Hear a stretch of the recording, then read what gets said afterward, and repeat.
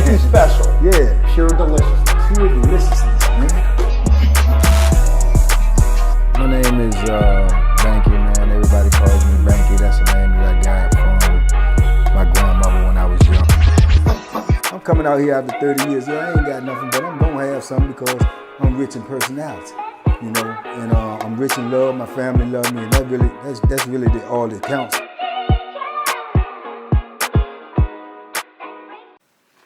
Shout out to everybody out there on Team Banky Pound, man. I appreciate the love, appreciate the support. We out here, we rolling, man. 33 years of prison stories, we getting it in. We trying to get back on track. Salute and shout out and big love to everybody who like, comment, share, and subscribe to this channel, man. Positive vibes only. Positive vibes only. And a big welcome to everybody who just started joining us, just started rocking with us. Appreciate the love, man. This video right here, I just wanted to talk a little bit because I get a lot of comments ask me about any, about specific people that I met in prison. You know, did I ever meet any famous people or people that had jobs or whatever, or like lawyers and doctors and professional athletes or whatnot. And just made me think about that. And I hadn't even really thought about it, but when I do think about it, I have met lawyers, doctor, professional athletes in prison, and it's a crazy thing, and most of the time if you meet them type of dudes, being that I was in state prison, if you meet those type of dudes and they're in state prison, usually they committed like a regular crime or something, not like a federal crime, because if they committed a federal crime or something like that, they would be in federal prison. So, but over the years, I've ran across a few of those type of people, man. One dude that I remember in particular, and I think I spoke about him briefly in a video that I did when I was talking about when I was up Wallace Ridge, worst prison ever, But yeah, they had a dude up there, a white dude, man, named Doc. They called him Doc because he was actually a doctor on the street, a real doctor. He had been a doctor for years in that area that he was locked up in. He was in Wallace Ridge. He was a doctor somewhere out in that neck of the woods. And a lot of the officers who worked there knew him. He had been their doctor. He had been their doctor since they was, youngins and stuff like that, which was crazy. It was a crazy dynamic, so they used to try to look out for him, and they used to talk to him as if they did know him, and they had a little empathy and sympathy for him. But at the same time, man, Doc was gone, man. Doc was gone. I mean, he was all the way gone, man. I guess, I'm just guesstimating from my point of view, living the life that he lived. I guess he, from everything that was said, he had a successful life out there, a big personal practice and everything. And he was rich, had good money, and, living the life. And to my understanding, which we never really know in prison, because like I say, that's not something that we talk about in prison. Excuse me. That's not something that we talk about in prison. I mentioned this over and over. Dudes in prison don't go around asking dudes what they locked up for. That'll get you a quick punch in the mouth. You know what I'm saying? Because dudes want to know what you want to know, why they locked up for. What you locked up for. And that usually, turns into an altercation. So, for the most part, you never know what somebody's locked up for. You never do. Excuse me. You never do. Unless they had a well-publicized case. And in Doc's situation, I think he had a well-publicized case. If I'm not mistaken, man, Doc was locked up for, killing his wife and his wife's lover. So, some type of way he, found out that was going on or whatever, and he took the law into his own hands, which ended him, end up getting locked up. And to my knowledge, he tried to, fight the case as a crime of passion or whatnot, and try to act like, he was temporarily insane or whatnot like that. And he ended up, you know, getting psychologically evaluated, and they put him on all this type of medicine or whatever, I guess to try to win his case, and, to no avail, because he lost, ended up in prison. And he also ended up having all these side effects from this medication, man, that was seemingly made him crazy. Because the way he acted in prison, there's no possible way he could have conducted a practice on the outside, and had clientele and customers or whatever. Because Doc was Doc was blip to blurry, man. He was still taking that medication. He come out there every day, 3 times a day, and go to a pill call and get that medicine, man. And he be just, walking around half dressed sometime. Had to try to come out his cell with no t-shirt on and just his boxers on, and they used to run him back in and tell him, you got to put some clothes on. And he was real big, had a big old belly, you know what I'm saying? And he just looked at, if you looked at him, if you ever seen the movie One Flew Over the Cuckoo Nest, man, he looked something like a bigger version of what his name that played in One Flew Over the Cuckoo Nest, Robert De Niro. Was it Robert De Niro? I think it was Robert De Niro. I don't know, but he'll put you in the mind of that, man. And he was he was off. He had like he had Tourette's. He'd just blurt out sometime and just start yelling or make these loud sounds that was crazy, like what, it just snap out, and you be just like y'all probably was startled. That's how we'll be in the pod, be like, oh, that's Doc, man, and yeah, he was crazy, man. And on top of that, like I said, he had a lot of money, so a lot of dudes was trying to get in the cell with him, because Doc would go to the store, every store day, and buy all that he could buy to the limit. He'd buy everything, man, everything on the commissary, and bring it back. He ate a lot. This is probably what contributed to his big old belly, because he won't do no exercising, no nothing. He just get all his food. But his cellies, man, was taking advantage of him. Everybody who was in the cell with him would get in the cell with him, and they'd be just eating out his stuff, because he had so much stuff, and he didn't even, won't really realizing it was gone, due to his mental capacity and due to him just not being aware. And he got so much stuff. And then all dudes would ask him for all day, Doc, let me get a soup. Doc, let me get a honey bun. Okay. And he'd just be giving stuff away, man. But like I said, prison is a different beast, man. It's a different animal. Dudes don't care about your condition. They don't care about your situation. They don't care about your mental health. They don't care about your well-being. All they care about is self. So dudes would just go, dudes that got stuff will go and ask him for stuff. So, Doc might go to the store and spend, a couple of $100 and get all the stuff that he want. And before the next week we go to the store, it's all gone, because either he done gave it away, ate it, or he done been robbed for it. They done, his celly done, he done had sellers that was taking his stuff out of his box and selling it to other people. And Doc just unaware, don't even know. And you get him out in the park sometime, and he be out there standing around watching dudes play cards, and somebody might say, man, Doc, let me get a honey bun or something. And he'll say, oh, well, I don't have any more, man. I ordered a whole lot of them. It's just like they disappeared. I don't remember eating all of them, but they're gone, man. They're gone. I'm sorry, buddy.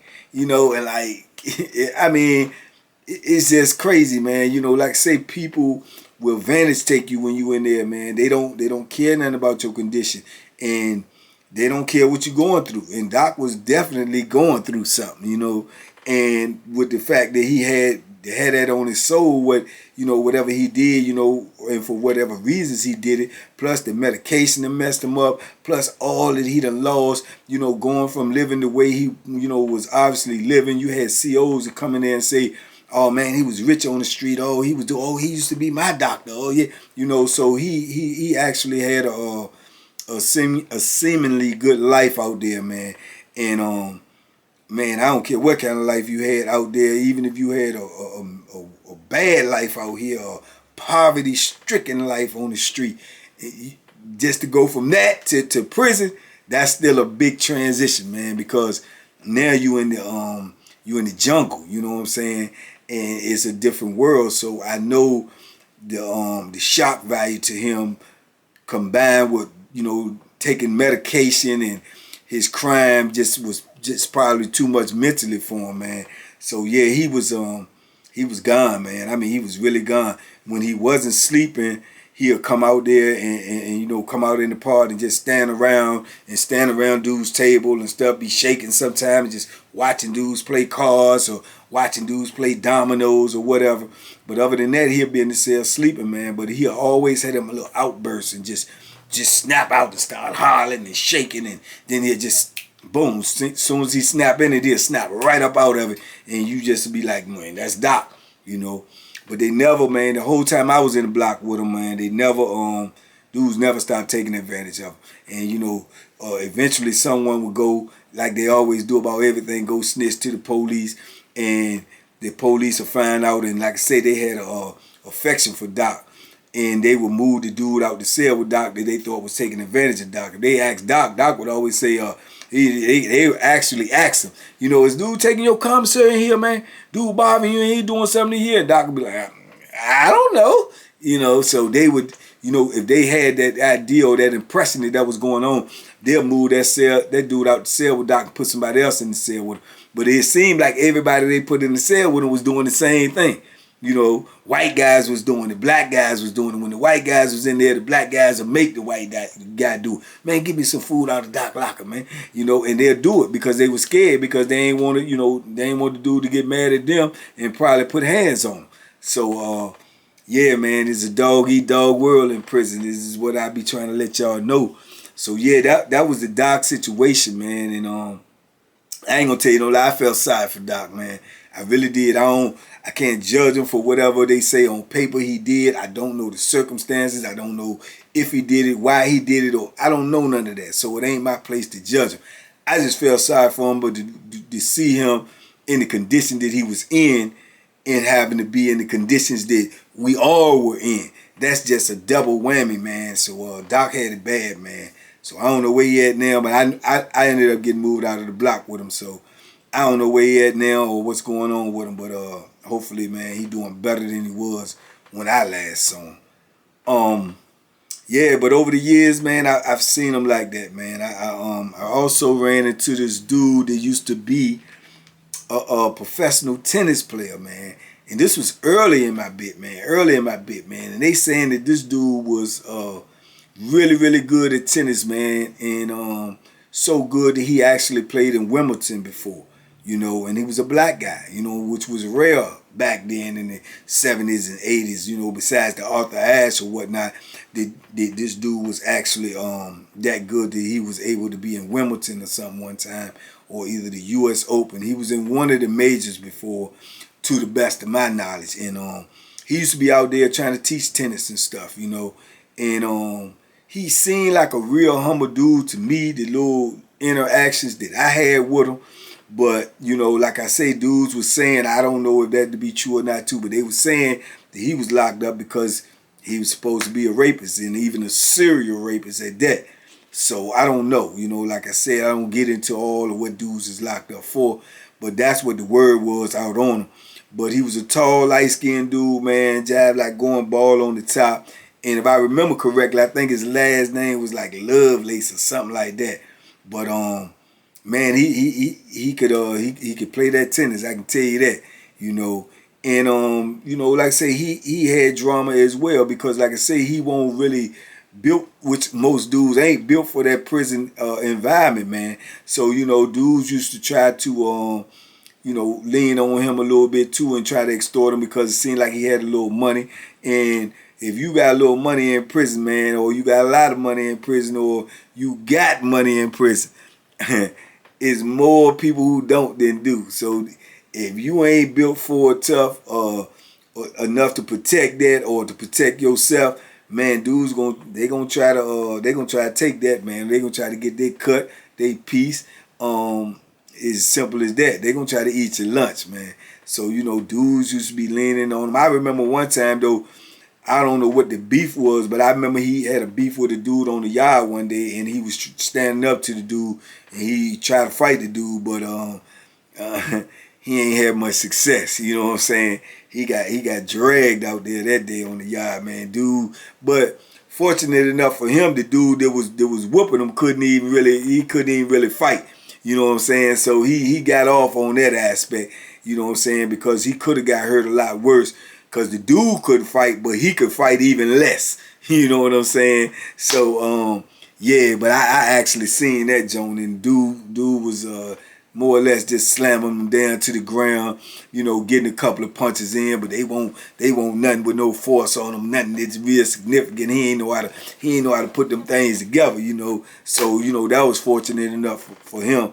But yeah, man. But he when you come in there and you got that type of tag on you, that rape tag or child molestation tag or something like that, or some type of race crime. Yeah, you gonna have to be prepared for whatever. You know what I'm saying? You definitely gonna have to be prepared for whatever. Yeah, you gonna have to be prepared for whatever and from whoever, and especially if you got some money. You know what I'm saying? If you a dude that's known to have some money, then yeah, you gonna have to be prepared, man, cause they coming for that. And as soon as they get the information that you locked up for this, that, or the third, or as soon as they get the information that you was a professional athlete, or just the inclination that you got some money, they gonna test your gangster. They gonna see if you built the hold on to that money. Dudes gonna try to send you to the store. They gonna all of that. You know what I'm saying? They gonna see you got something nice on, or you got some new shoes, or some type of jewelry or something. They want that. They want everything, man. You get some of them so bad, man, they want your TV. You know what I'm saying? They want your TV. That's the big ticket item. And if you can't hold on to that TV, yeah, ain't no need to get one. It ain't no need to get one. TVs get stolen in prison every day, or robbed, or took from somebody every day of the week. Or at least every week. To the point where they start usually be going around on some camps and on lockdown days, when they lockdown and they coming around and checking everybody's cell. They bring the property people over to come in there. They check all your property. They check your TV. They check your Walkman. They check your CD, whatever you got, your headphones. They check all of that to make sure it's been engraved by, property, and got your name on it, your number on it, where they know it's yours. If it look like it's been shaved off or sandpapered off, or the writing ain't the same as the people who engrave it in property, they confiscating it. If you ain't got can show proof that you got proof of purchase, that you got your receipt, your inventory sheet, they confiscating that. And then the dude that it was stolen from might not get it back, because they gonna try to press him to say, well, when was it stolen, or why didn't you report it? They go through all of that. So it's a double whammy, man. So like I said, it ain't no need to get no property, no type of property in prison, including a TV, if you're not willing to protect it, because it's a big ticket item, man. And dudes who can't get the money to get one, they want one, and they might want yours. It's straight like that. And that's just realistic, man.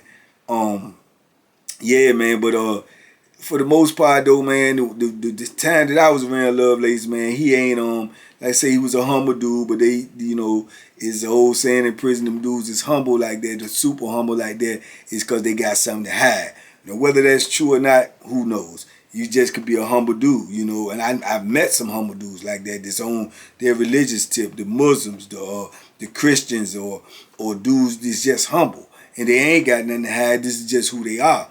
But I've also met dudes that's humble. Then if you push them to the limit, they let the beast out. But it's few of them compared to the many that's humble that usually got something going on, man.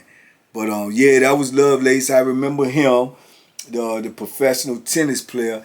And I remember being on I think I was on Nottoway, man, the first time I was there.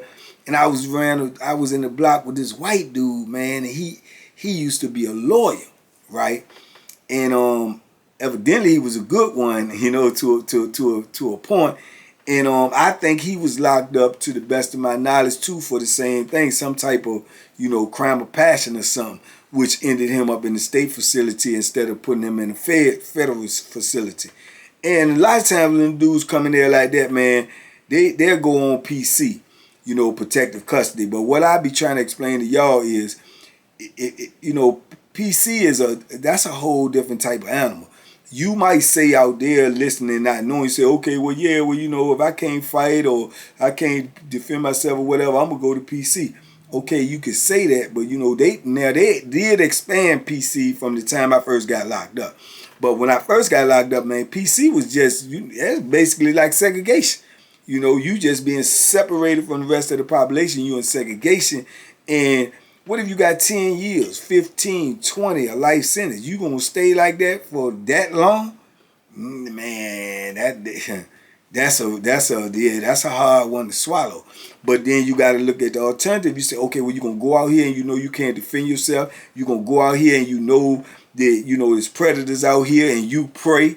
So it's a double-edged sword, man. But like I tell you, prisoners lose, lose, lose, lose. It ain't no wins and losses. It's loss after loss. So that's just what it is. So these are situations that they face with when you come to prison. If you ain't willing to protect yourself, PC is always available for you.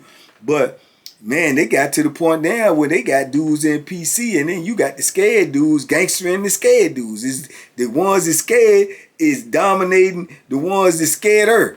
And they imposing on them what they are afraid of that's gonna get imposed on them if they come to population. So it just don't stop, man. It's extortion after extortion. It's the strong dominating the weak all the way around the board. You're gonna have to stand up for yourself no matter where you are. Now you may face less opposition if you in PC. You may face a less threat while you in PC, a significant less threat. But it don't mean you not gonna face a threat. It don't mean you're not going to face extortion. It don't mean you're not going to face bullying. You still going to have to face it even if you're in PC. But like I said, PC expanded as time went on, where they was so many dudes that was trying to be in PC, where they opened up PC populations. You know what I'm saying? Where they got their own little section in prison where they populated, but everybody's over there is hiding from the general population.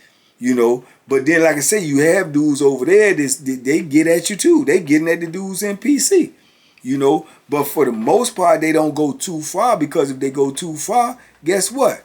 You get caught over there extorting somebody. You get caught over there bullying somebody. You get caught over there robbing somebody. Boom. You going to segregation, or you coming back to population. Now, if you come back to population, the same thing you imposing on these people over here is going to be imposed on you over here. The same reason you ran from over here to get over there, now you're going to have to come back over here and face whatever you ran from. So, double-edged sword again, like I told you, lose, lose. It ain't no winning in prison, So, like I say, this lawyer, though, man, when I was around him, man, he was going through it, man. He was going through it, man. I don't know, man. I don't know. I'm just saying in advantage taking, man. And I know some of these dudes, I don't know what they did or what they didn't do. And then, everybody was saying, too, he was kind of like a racist. So, I don't know. But when you look at the dudes, man, when you see what's being done to them and you seeing that they cannot defend themselves and they have no type of fight in them, man, if you got any type of humility, man, you feel sorry for them. And like I say, I just don't like vantage takers. Now, like I say, he could have been a Ku Klux Klan, but just the way that he was being handled, it made me kind of like feel sorry for him. You know what I'm saying? But I probably wouldn't have if I would have been seeing him in his real life hollering out, N-words or whatever, probably wouldn't have felt the same way. But in these conditions, I felt sorry for him, man, because, everybody was dragging him, man. He had a little money, obviously. Man, dudes was giving them commissary lists, making them buy them stuff at store, buy this dude $10 list, buy this dude $15, where he ain't had nothing himself when he go to commissary. Everything he get, he distributed it out because dudes extorting him. Man, you got dudes in there making them do legal work. He doing legal work for dudes, trying to get dudes back in court. So then you got the dudes that he doing the legal work for, that's of bigger significance or more important. So they trying to keep the dudes off of him that's extorting them for money because they scared that he might end up checking in and going to PC. Now these dudes can't get the legal work done. So now you got infighting over who extorting the dude and what way they extorting the dude. And he just, there. You know what I'm saying? There ain't nothing he can do. He just as docile, man, as a doe, man, a baby deer. He just as docile because he can't defend himself. You know what I'm saying? He can't do nothing to stop the onslaught that's coming at him. You know? So, you know, you got dudes that's jockeying, trying to get in the cell with them so they can really control the whole narrative of what's going on around them. Man, it was just crazy, man. So, and I used to see him, man, especially when he come out of the cell to go to a shower or something, man. He just looked so defeated and sad, man, and beat down, man. And every day, all day, he doing legal work for people. He doing legal work for people. And obviously his case, which is the obvious question, well, if he's such a good lawyer, why he couldn't beat his own case, or why he can't get himself out? Why he can't find a loophole in his own case? The only conclusion you could come to that is that whatever he did, he did.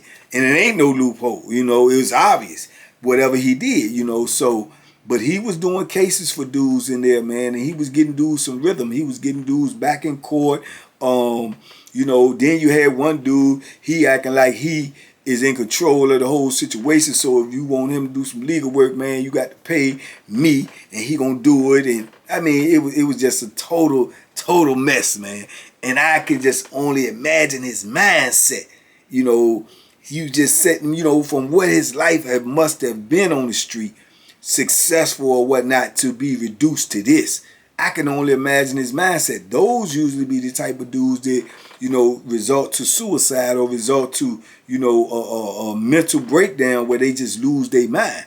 You know, but evidently that he hadn't succumbed to that yet. You know, I don't know how long he had been locked up during the time that I was around him. I don't know, you know, and hopefully he never succumbed to that.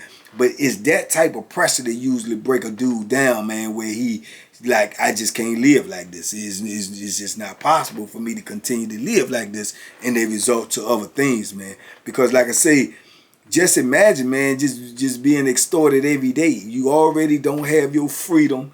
You already ain't around your loved ones. You already you're not able to move out and about. And you got people, you know, taking all your money. You got people extorting you for your brain and your resources. You got people that's making you do all these things. Then on top of that, you got the administration down on top of you. And they gonna make you, you know, tell you when to eat, sleep, shower, shave, use the toilet, use everything.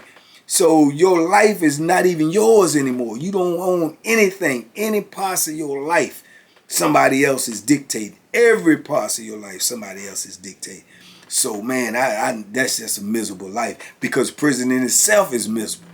But to be under that type of pressure, on top of that type of pressure, man, I had to feel sorry for him, man. You know, but like I say, when you're in prison, you got to mind your business.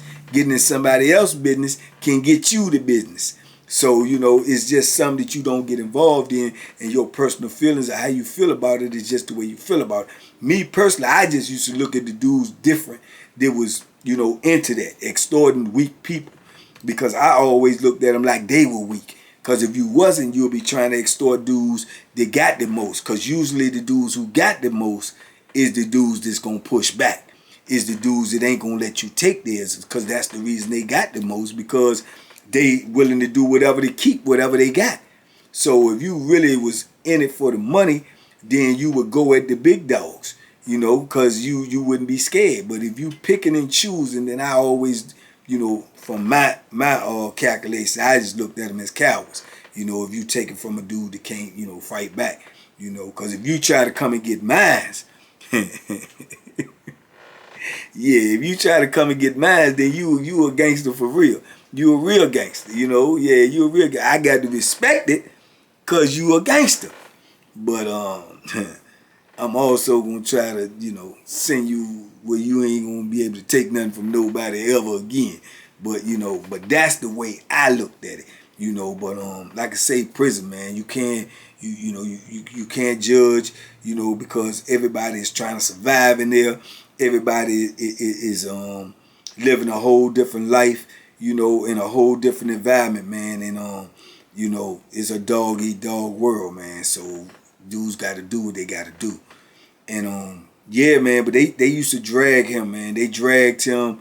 And I just used to I would never forget the look on his face, man. It's like every time you see him out the cell, it's like his walk was like defeated. His look was like defeated. He's just, everything about him was just defeat, you know.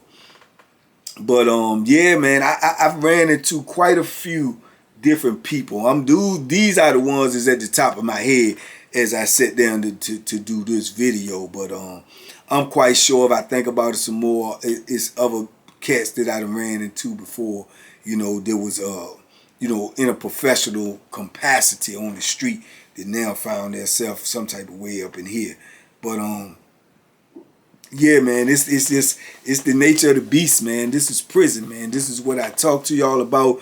This is what I want you young kings and queens to understand. This is the type of life that's being lived on the inside of them walls. That's not being lived. That's being existing on the inside of them walls, because you ain't living. You just existing. So yeah, I implore y'all to duck this at all costs, man. At all costs. It's not a price. It's not a number. It's not a reason or a season, man, that you should put yourself in a position to be in prison, dog. Because it ain't nothing good in there. Not one single solitary thing, brother. You know. So yeah, I wanted to just drop that on y'all real fast, just to drop a little bit more information on y'all. We rolling with these 33 years of prison stories, man. Leave me a comment. Let me know. Ask me questions. You might spark something in this brain, because I've seen a lot, man, in 12,345 days. And I've seen a lot in there. So it's so much up in this brain about flammery, skullduggery, larceny, viciousness, and violence that I done seen, that I can't even recall it all until, boom, somebody say something, or boom, I think about something, boom, I see something, and it just comes out, man. It's like, yeah, because I've seen it all. And a lot of it I wish I could unsee, but that's just not possible. But yeah, man, so just let me know, man. Y'all like, comment, share, and subscribe. I appreciate y'all taking y'all time to listen to me, man. Y'all stay tuned, man. I'm working on this book. I'm working on some merch. We got the podcast coming out, man. Living Life After Life. Banky Pound and Troy Catch. More big interviews coming up. And yeah, man, we're going to try to make it happen. We're going to do what it do, man. So y'all tell a friend to tell a friend to tell a friend to tell them something about what we doing over here. Positive energy only. If they got that, send them over here with us, man. Because somebody need to hear this, and we don't know who, but we trying to tell it to everybody so we don't miss nobody. So tell somebody about this, man, and we can get this word spread, and maybe we can save a life or two. And like I say, it's a blessing in every lesson, man. And the blessing is, man, whether you're a doctor, lawyer, a professional athlete, or whatever you is, what you don't have to be is a prisoner. What you don't have to be is an inmate. What you don't have to be is a convict. And what's the way to do that? Be safe, be smart, make good decisions. And you'll never have to experience any of this stuff, man. And you can tell somebody about it, and you can help somebody with it. And you ain't never got to go through it yourself, man. So y'all keep that in mind, man. Be safe, be smart, make good decisions, man. And duck them hooks. Boom. Yeah, you had to use them in there.